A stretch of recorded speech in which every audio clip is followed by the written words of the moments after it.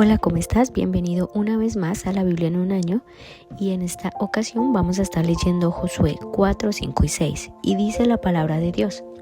Una vez que todo el pueblo terminó de cruzar el Jordán, el Señor le dijo a Josué: ahora elige a 12 hombres, uno de cada tribu.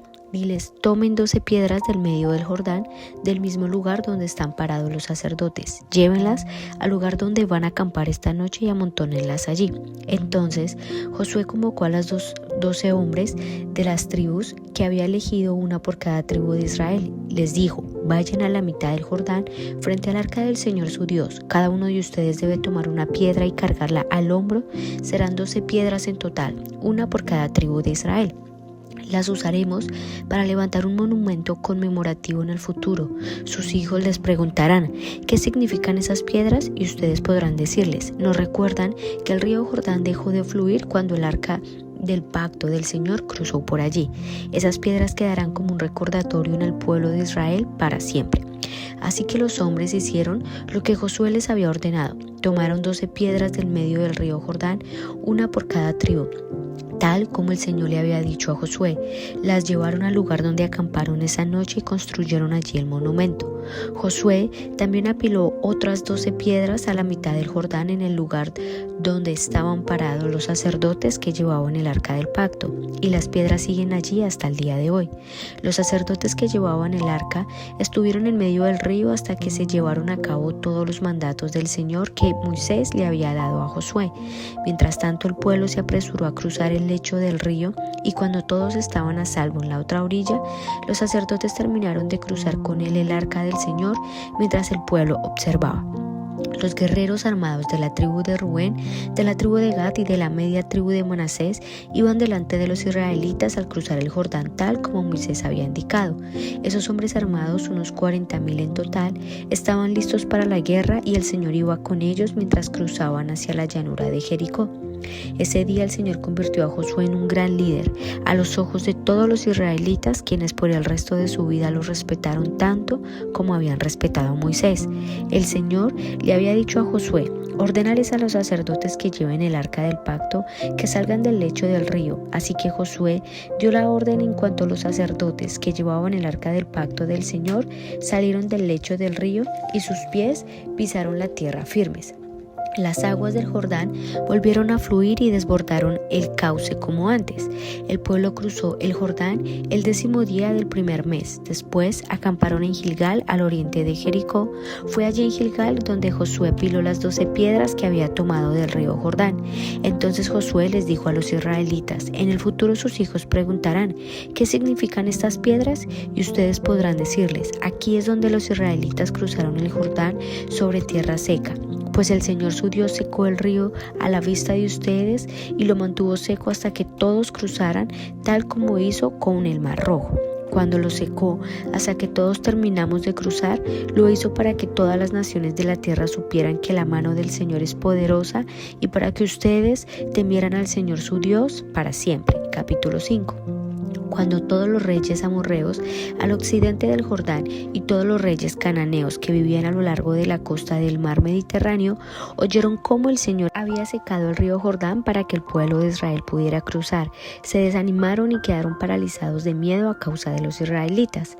En esos días el Señor le dijo a Josué: prepara cuchillos de piedra y circuncida a esta segunda generación de israelitas. Así que Josué preparó cuchillos de piedra y circuncidó a toda la población masculina de Israel en Gibea Jaaralot. Josué tuvo que circuncidarlos porque todos los hombres que tenían edad suficiente para ir a la guerra cuando salieron de Egipto habían muerto en el desierto.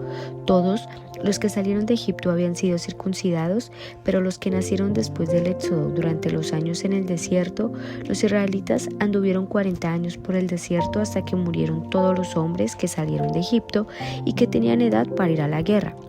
Ellos habían desobedecido al Señor, por eso el Señor juró que no los dejaría entrar en la tierra que había prometido darnos. una tierra donde fluyen la leche y la miel. Entonces Josué circuncidó a los hijos de esos israelitas, los que habían crecido para tomar el lugar de sus padres, porque no habían sido circuncidados en el camino a la tierra prometida. Después de ser circuncidados, todos los varones descansaron en el campamento hasta que sanaron. Luego el Señor le dijo a Josué: hoy he hecho que la vergüenza de su esclavitud en Egipto salga rodando como una piedra.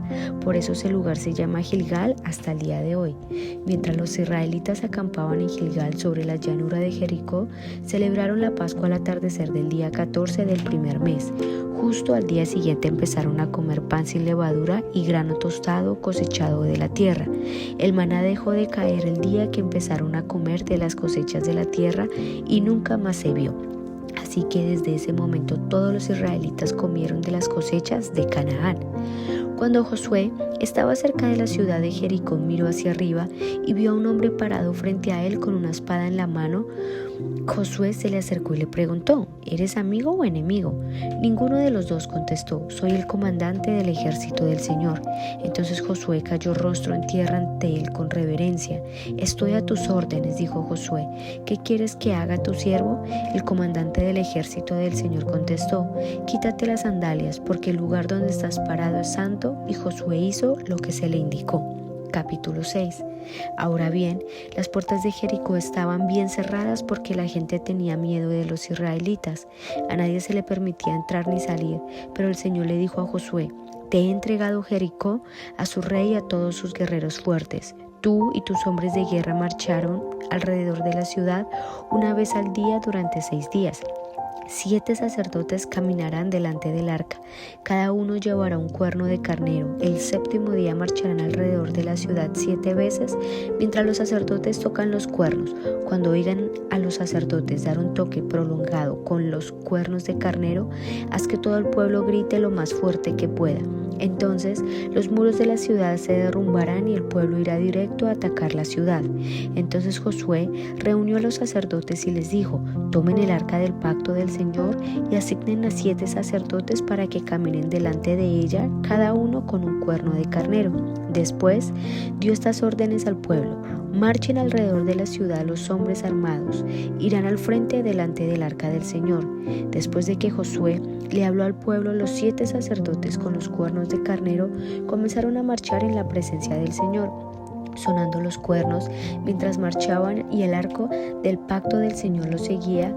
Algunos de los hombres armados marchaban delante de los sacerdotes que llevaban los cuernos, y otros iban detrás del arca mientras los sacerdotes seguían sonando los cuernos. No griten ni siquiera hablen, ordenó Josué, que no salga ni una sola palabra de ninguno de ustedes hasta que yo les diga que griten. Entonces griten. Así que ese día llevaron el arca del Señor alrededor de la ciudad solo una vez, y luego todos regresaron para pasar la noche en el campamento. Josué se levantó temprano a la mañana siguiente y una vez más los sacerdotes cargaron el arca del Señor. Los 7 sacerdotes marcharon delante del arca del Señor sonando los cuernos del carnero. Los hombres armados marcharon delante de los sacerdotes que llevaban los cuernos y detrás del arca del Señor durante todo ese tiempo. Los sacerdotes no dejaron de sonar los cuernos. Ese segundo día volvieron a marchar alrededor de la ciudad solo una vez y regresaron al campamento. Hicieron lo mismo durante 6 días seguidos. El 7º día los israelitas se levantaron al amanecer y marcharon alrededor de la ciudad como lo habían hecho los días anteriores, pero esta vez dieron 7 vueltas alrededor de la ciudad. En la 7ª vuelta, mientras los sacerdotes daban el toque prolongado con los cuernos, Josué les ordenó a los israelitas: griten, porque el Señor les ha entregado la ciudad. Jericó y todo lo que hay en la ciudad deben ser destruidos por completo como una ofrenda al Señor. Solo se les perdonará la vida a Rahab, la prostituta, y a los que se encuentren en su casa, porque ella protegió a nuestros espías. No se queden con ninguna cosa que esté destinada para ser destruida, pues de lo contrario ustedes mismos serán destruidos por completo y traerán desgracia al campamento de Israel. Todo lo que esté hecho de plata, de oro, de bronce o de hierro pertenece al Señor, y por eso es sagrado. Así que colóquenlo en el tesoro del Señor. Cuando el pueblo oyó el sonido de los cuernos de carnero, gritó con todas sus fuerzas. De repente, los muros de Jericó se derribaron Y los israelitas fueron directo al ataque de la ciudad y la tomaron. Con sus espadas destruyeron por completo todo lo que había en la ciudad, incluidos hombres y mujeres, jóvenes y ancianos, ovejas, cabras, burros y todo el ganado. Mientras tanto, Josué le dijo a los espías: cumplan sus promesas con la prostituta, vayan a su casa y sáquenla de allí junto con toda su familia. Entonces los hombres que habían sido espías entraron en la casa y sacaron a Rahab, a su padre, a su madre y a sus hermanos y a todos los demás parientes que estaban con ella. Trasladaron toda la familia a un lugar seguro cerca del campamento de Israel.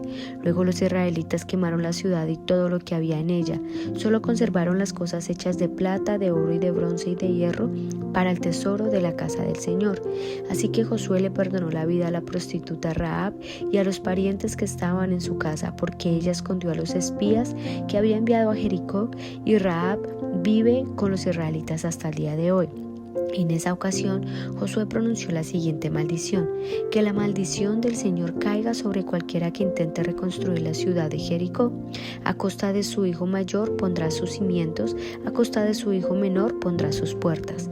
Así que el Señor estaba con Josué y la fama de Josué se extendió por todo el territorio. Amén. Bueno, así hemos leído estos 3 capítulos y notamos que hay una similitud aquí entre un suceso entre Moisés y Josué. En el caso de Moisés, sabemos que cuando Dios le dijo que extendiera su vara para que se abriera el mar rojo, entonces vemos que el Señor le da no una orden de la misma forma, pero tiene que ver también en que se abriera o se secara mientras los sacerdotes pasaban con el arca, y cómo vemos que se abría una vez más paso para el pueblo de Israel. Entonces vemos como el Señor da una señal, y esto es para que todo el pueblo supiera que así como Dios estuvo con Moisés, también iba a estar con Josué.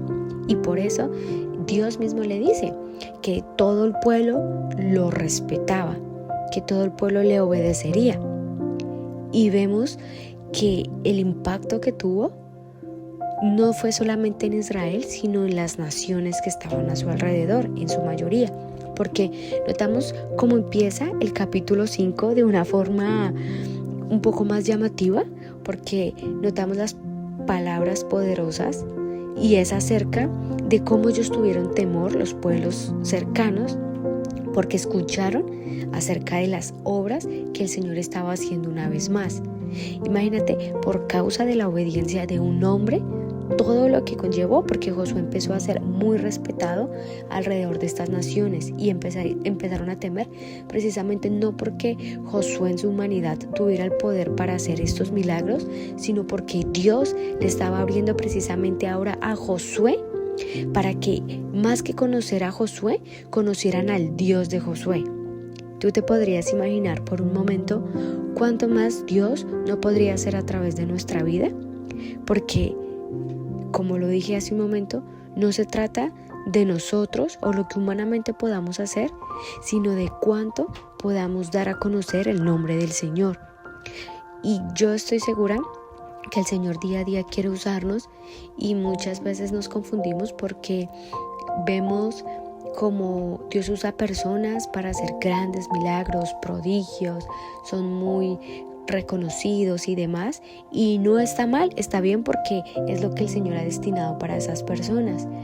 Pero muchas veces no vemos en las cosas mínimas, o no quisiera llamarlo mínimo, pero podríamos decirlo que no son tan conocidas, pero Dios muchas veces nos quiere usar y nos usa para darle una palabra a una persona, o quizás nuestro mismo testimonio, para que las demás personas vean y digan: oh, ese es el Dios de Daniela, ese es el Dios de las personas que creemos en el Señor.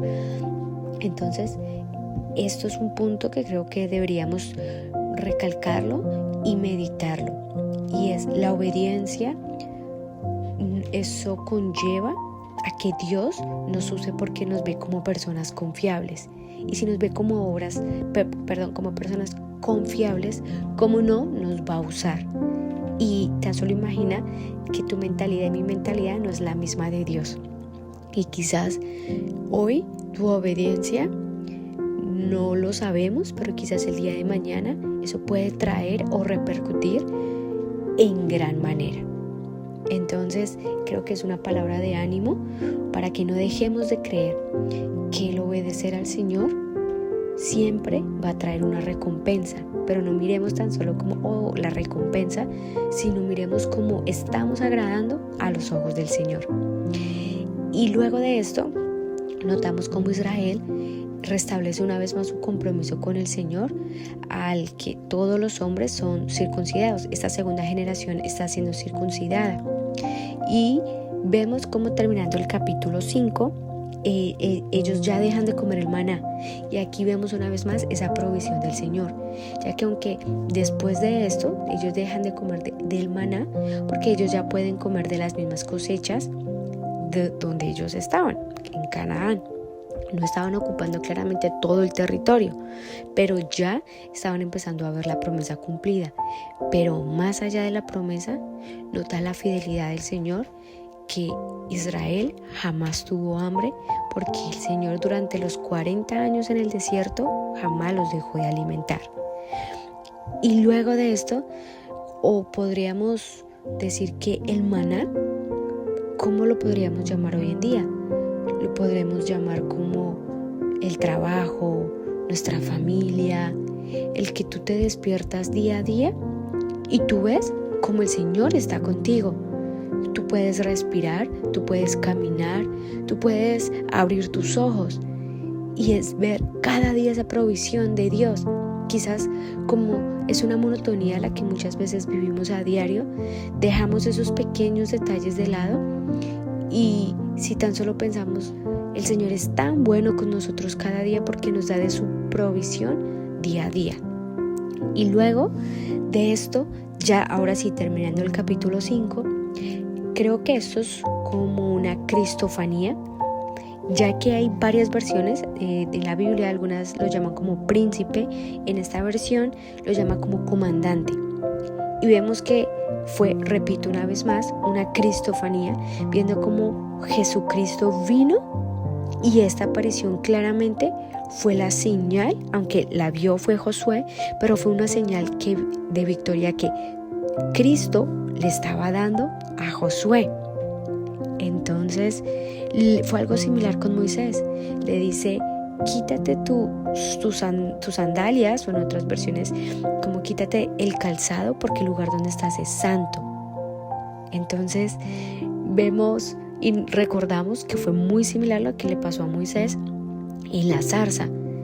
Entonces mira lo privilegiado que debe ser el que tú obedezcas al Señor y que ahora tú estés en presencia del Señor y que Él converse contigo, y todo por causa de la obediencia.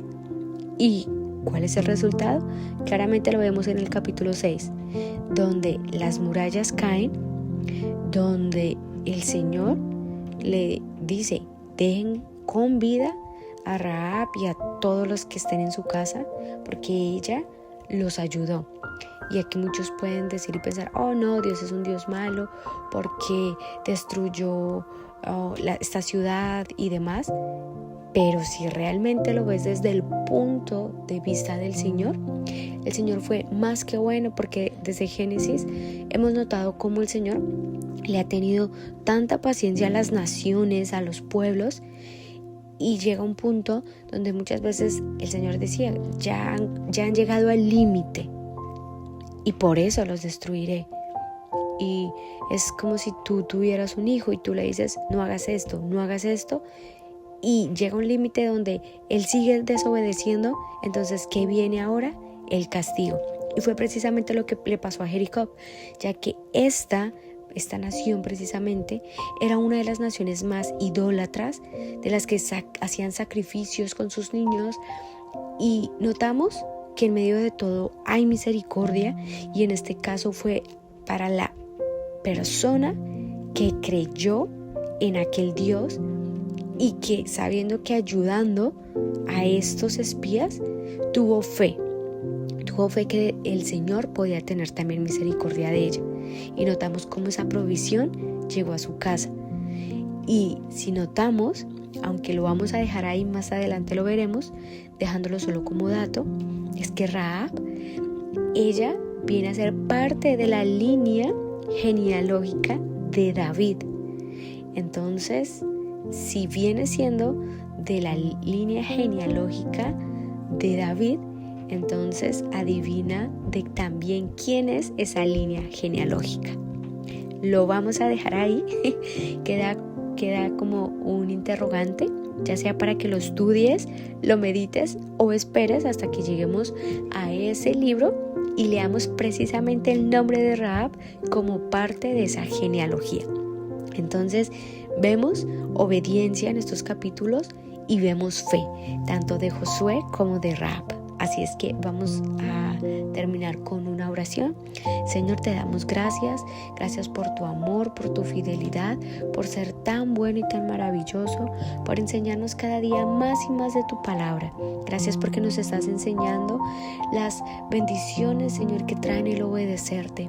Y te pedimos, Señor, que nos ayudes cada día a obedecerte, a seguir tus preceptos y de esta misma forma podamos estar cada día en tu presencia, que así como Josué tuvo que quitarse sus sandalias porque estaba en un lugar santo, que cada día nosotros estemos delante de ti, en tu presencia, Señor, para agradarte, para hacer tu voluntad y para cumplir los preceptos que tú nos has dado, para que seamos ese pueblo amado que tú quieres y esperas de nosotros.